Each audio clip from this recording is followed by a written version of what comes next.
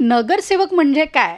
राजकारण म्हणजे फक्त राजकारण नव्हे तर सामाजिक क्षेत्रात उतरून समाजाचं काम करणं, समाजसेवा करणं म्हणजे राजकारण असतं.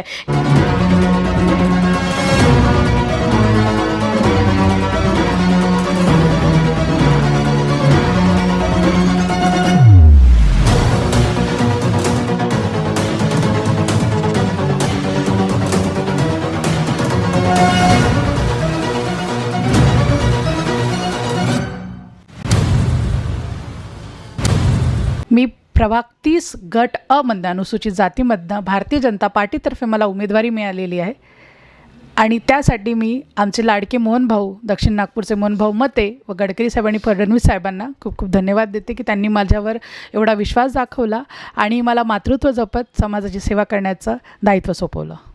आपण बघतोय की आता कॅम्पेनला जशी सुरुवात तरी वेग पकडलेला कॅम्पेनने. त्याच्यामध्ये आपण ते सकाळपासून व्यस्त आहात, आपल्या प्रभागात लोकांशी भेटत आहात, 1 to 1 त्यांच्याशी बोलत आहात. तर असे प्रामुख्याने कोणते असे इश्यू आहेत जे प्रभागातले लोक आपल्याशी बोलताना म्हणजे आपल्याला कळलं असेल की ते सांगत आहे की आम्हाला या डेव्हलपमेंट या प्रभागामध्ये पाहिजे आणि जर तुम्ही निवडून आले तर असे कोणते इश्यू आहे की ज्याच्या प्रायोरिटी बेसिसवर तुम्ही पहिले त्याच्याकडे लक्ष द्याल? आता प्रभाग 30 म्हटलं तर रुरल आणि अर्बनचं मिक्सअप आहे आणि 3.5-4 वर्ष झालेत कोणी नगरसेवक नव्हतं. हे नागरिकांनासुद्धा माहिती नाही की नगरसेवक नव्हते. आता सगळं अधिकारी सांभाळतात आहे NMCचे. तर त्यामुळे काय होतं ना, कुठे कुठे फंड अडलेला आहे, टेंडर पास झालेले नाही आहेत आणि जेव्हा जुने नगरसेवक होते, माजी नगरसेवक असो, माननीय मोहनभाऊ मते असो, त्यांच्या फंडमधनं खूप रस्ते झालेत, सिमेंट रोड झालेले आहेत आणि त्याच्यानंतर गटर लाईनची व्यवस्था झाली आहे, नळाची व्यवस्था झाली आहे. पण काय असतं ना, कोणत्या गल्ल्या सुटतात, कोणता एरिया सुटतो, पण नागरिकांना वाटतं की नगरसेवकांनीच नाही केलं, आमदारांनी नाही केलं. पण असं नसतं. 3.5-4 वर्ष झालेत नगरसेवक कोणी नाही तरीसुद्धा माजी नगरसेवकांनी फंड आणलेलं आहे आणि केलेलं आहे. पण काय असतं, सिमेंट रोड कुठे झालेला नाही आहे तर त्यांचं म्हणणं असते त्या एरियामध्ये सिमेंट रोड झाले, तुम्ही आमच्या एरियामध्ये नाही. म्हणजे जेव्हा आम्ही पदयात्रा करतो ना, ह्या समस्या आलेल्या आहेत. पण आम्ही त्यांना समजून सांगितलेलं आहे की फंड अवेलेबल नसल्यामुळे आणि अधिकाऱ्यांनी टेंडर पास केलं नाही, त्यामुळे ह्या समस्या आहेत. नळाची असो, गटराची असो, रस्त्याची असो किंवा गट्टूची असो. आणि ह्या बेसिक समस्या आहे, हे निवारण करणं एका नगरसेवकाचं दायित्व असतं आणि ते नक्कीच करायचंच आहे. नाही, बिलकुल. आणि जसं आता आपण बघितलं की जेव्हा कॉर्पोरेटर नव्हता, थोडा विलंब झालेला इलेक्शनला, त्या दरम्यान काय झालं की जे कार्यकर्ता होते, जे समाजसेवक होते, ते जमिनीवर उतरून लोकांच्या थोड्या समस्या सॉल्व्ह करायचा प्रयत्न करत होते आणि तेच लक्षात घेऊन कुठेतरी BJPनी अशा कार्यकर्त्यांना, जसं तुम्ही यंग आहात, अशा कार्यकर्त्यांना तिकीट दिली आणि उमेदवारी दिली एक प्रकारे. आणि आशा ह्याच आहे की जे यंग जनरेशन आहे, इनोव्हेटिव्ह पद्धतीने ज्यांनी कॉर्पोरेटर नसताना थोड्या ज्या लोकांच्या मदत केली, नक्कीच तुम्हाला काय वाटतं की जसं यंग जनरेशन सध्या एक पिढी BJPनी समोर केली आहे त्याच्याबद्दल? मी स्वतः युवा आहे आणि त्यांनी मला उमेदवारी दिली.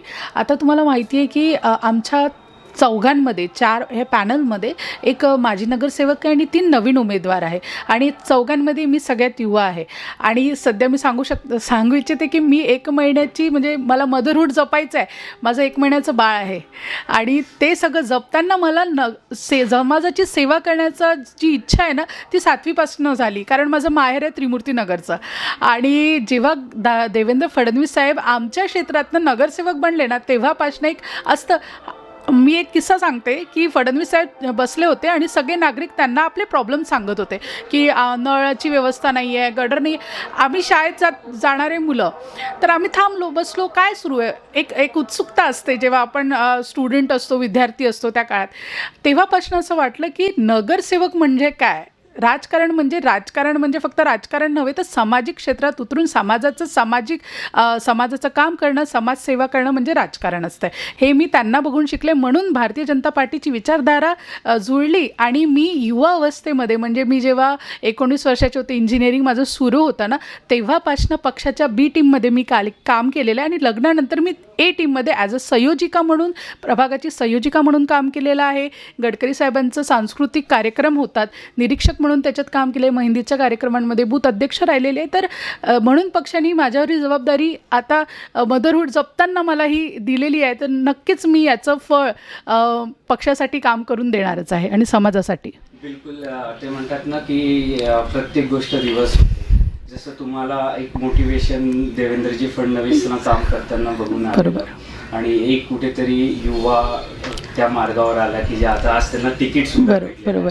असंच तुम्ही जिंकून आल्यावर ही अपेक्षा आहे की तुम्ही पण दुसऱ्यांना मोटिवेट करा आणि ती सर्कल परत कुठेतरी चालेल, रिव्हर्स होईल. याच याच्यामध्ये मी समोर हे विचारू इच्छितो की सध्या जी आहे ना आपल्या महानगरपालिकेच्या ज्या शाळा आहेत त्यांची स्थिती थोडीशी दयनीय स्थितीत आहे. बरोबर. आणि एकीकडे नागपुरात आता पब्लिक स्कूल, इंटरनॅशनल स्कूल या शाळांचा एक प्रकारे असा जाळ आलेला आहे. तर एक मध्यमवर्गीय आणि एक सामान्यवर्गीय परिवार आपल्या मुलांना सध्या इंटरनॅशनल आणि पब्लिक स्कूलमध्ये नाही टाकू शकत. ते त्यांची फीस म्हणा किंवा इयरली त्यांच्या शाळेत होणारे प्रोग्राम्स म्हणा ते इतके एक्सपेन्सिव्ह असतात की ते मध्यमवर्गीय अफोर्ड नाही करू शकत. आणि NMC शाळेत ते टाकू नाही शकत कारण की तिथली अवस्था थोडी दयनीय आहे. तर याकडे आपण कशा दृष्टीने बघता? मी स्वतः एक मिडल क्लास फॅमिलीमधनं बिलॉंग करते आणि जेव्हा आम्ही 3 भावंडं आहोत आणि आम्ही पण प्रायव्हेट स्कूलमध्ये शिकलो. कसं असतं एक पॅरेंट्सचं भविष्य काय असेल माझ्या मुलांचं हे बघणं त्यांचं काम आहे, बरोबर. म्हणून आज सगळे प्रायव्हेट स्कूलमध्ये टाकत आहेत. तर NMCच्या स्कूल्सचं चांगलं प्रायव्हेट शाळेसारखं आपण त्याला डेव्हलप करू शकतो. कारण कसं NMC बंद झाले तर गरीब वर्गातील मुलं कुठे जाणार शिकायला. मी बघितलेलं आहे जेव्हा मी प्रभाग फिरते, आमच्याकडे भांडे प्लॉट एरिया आहे, सेवादल नगरसारख्या अशा एरियामध्ये कर्ज काढून मुलांना प्रायव्हेट स्कूलमध्ये टाकतात. तर ही अवस्था बंद झाली पाहिजे. त्यामुळे नक्कीच एक युवा कार्यकर्ता म्हणून आणि मी एक आईसुद्धा आहे, जर माझ्याकडे पैसे नाही तर मी माझ्या मुलांना शिक्षण नाही देईल हे खंत मला नाही झाली पाहिजे. तर तसंच माझ्या म्हणजे प्रभागामध्ये ही खंत कोणत्या आईवडिलांना नाही झाली पाहिजे. म्हणून मी NMC शाळा ज्या आहे नक्कीच एकतरी NMC शाळा माझ्या परीने मी चांगली करण्याचा जर प्रयत्न केला तर त्या सगळ्यांचा आशीर्वाद, त्या मुलांचा शुभेच्छा मला लाभेल. आणि आमच्या प्रभागामध्ये 2-3 NMC शाळा नक्कीच आहेत. त्यांना आपण CBSE नाही पण स्टेट बोर्डमध्ये कन्वर्ट करू शकतो आणि चांगले शिक्षक आणून त्यांना जसं प्रायव्हेट स्कूलमध्ये अफोर्ड नाही करू शकत काही पॅरेंट्स, तर तेच सगळी व्यवस्था आपण त्यांना NMC स्कूलमध्ये देऊ. आणि नक्कीच जर हे प्रयत्न माझ्या ह्या 5 वर्षात राहिले तर माझा मुलगासुद्धा NMC शाळेमध्ये शिकेल. बिलकुल. म्हणूनच अपेक्षा जी आहे तुमच्याकडनं जास्ती आहे. कारण की ते म्हणतात ना ज्याला इश्यूची जाण असतोय तोच ते इश्यू फिक्स करू शकतो किंवा सॉल्व्ह करू शकतो. त्यामुळे आणि आपण तर सध्या यंग आहात, इनोव्हेटिव्ह आहे, BJP तसंच डेव्हलपमेंटवर काम करत आहे आणि त्याला जर जोड यंग जनरेशनची भेटली तर कुठे ना कुठे डेव्हलपमेंट ते इनोव्हेटिव्ह डेव्हलपमेंटच्या मार्गावर नक्कीच नागपूर जाईल. आणि आपण थोडासा फरक बघतो की एक पश्चिम नागपूर आहे आणि एक उत्तर नागपूर आहे. पश्चिम नागपूर डेव्हलप्ड आहे, उत्तर नागपूरमध्येही खूप कामं झाले पण ते आता चालू झाले. बरोबर. आपण म्हणता येईल की पश्चिम नागपूरच्या तुलनेमध्ये नाही पण एका कुठेतरी रस्ता आता डेव्हलपमेंट आपल्याला उत्तर नागपूरमध्ये दिसत दक्षिण आणि उत्तरमध्ये. तर या क्षेत्रामध्ये डेव्हलप करायची अजून कितीशी गरज असं तुम्हाला लक्षात? तुम्हाला मी दक्षिण क्षेत्रामधनं बिलॉंग करते आणि मोहन भाऊंनी भरपूर प्रयत्न केलेले आहे, एवढं डेव्हलपमेंट केलेलं आहे. आणि आता तुम्हाला सांगू इच्छिते की मेट्रोचा जो 3rd फेज आहे तो दक्षिण नागपूरमध्ये येतो आहे आणि तीच आमच्यासाठी खूप मोठी बाब आहे.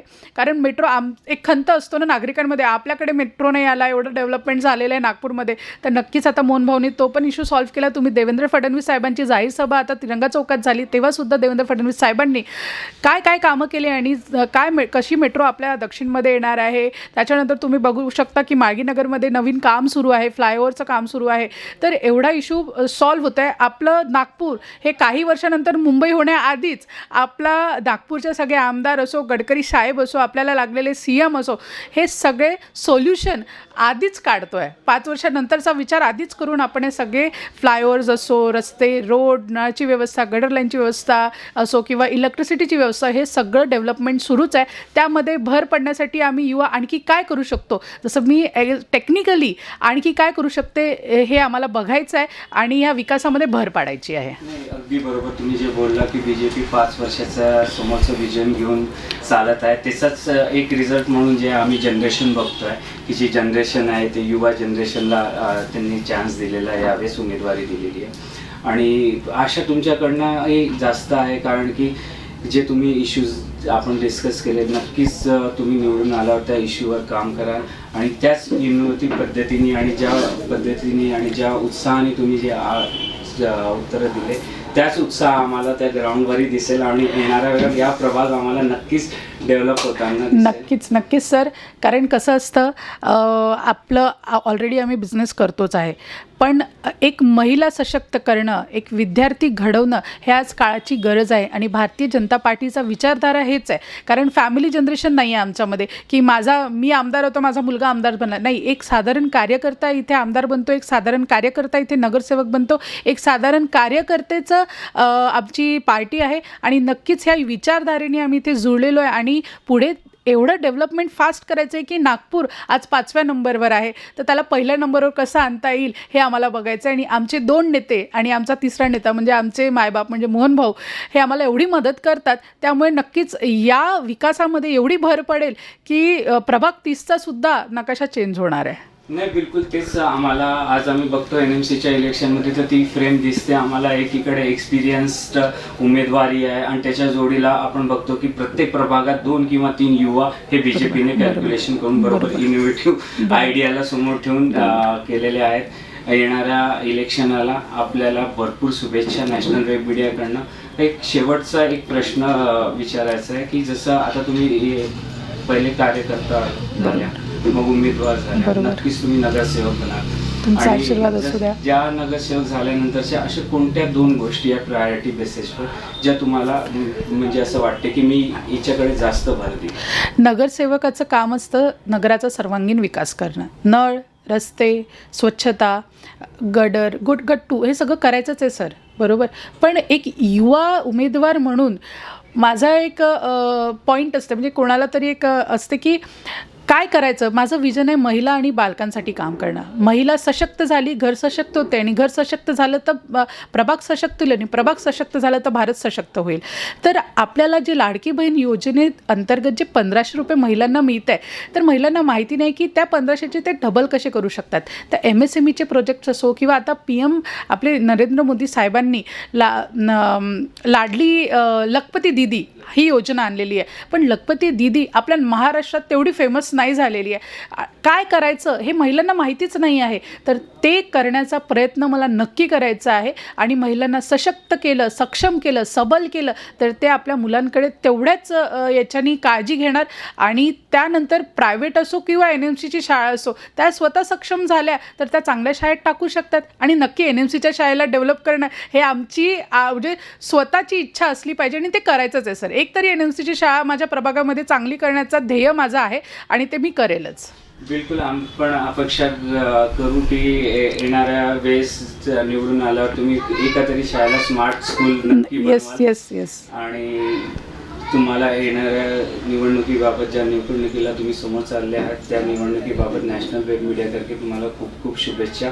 आशा तुमच्याकडनं याच्यासाठी जास्त आहे कारण की तुम्ही युवा आहात, इनोव्हेटिव्ह आहात आणि तुम्हाला ग्राउंड लेवलचे इश्यूज प्रभागाचे माहिती आहे. तुम्हाला नॅशनल वेब मीडियाकडून खूप खूप शुभेच्छा. खूप खूप धन्यवाद. आणि येत्या 15 तारखेला सर्वांनी निघा. आमच्या प्रभागामध्ये 3 कमळ 1 धनुष्यबाण आहे. तर 5च्या आधी सगळ्यांनी निघायचं आहे आणि वोटिंग करायचं आहे. हे मी तुम्हाला सांगते. कारण कसं असतं ना, आपण सुट्टी आहे म्हणून घरी निवांत बसतो आणि महिलांचं असं असतं कामं झाल्यानंतर मी घरी वोट करायला जातो. तर प्लीज महिलांना मला सांगायचं आहे की आधी तुम्ही वोट करून या आणि मग निवांत तुमचे कामं करत बसा. खूप खूप धन्यवाद. मी पायल स्वप्नील कुंदेलवार, प्रभाग 30मधनं गटवमधनं मला उमेदवारी मिळाली आहे भाजप.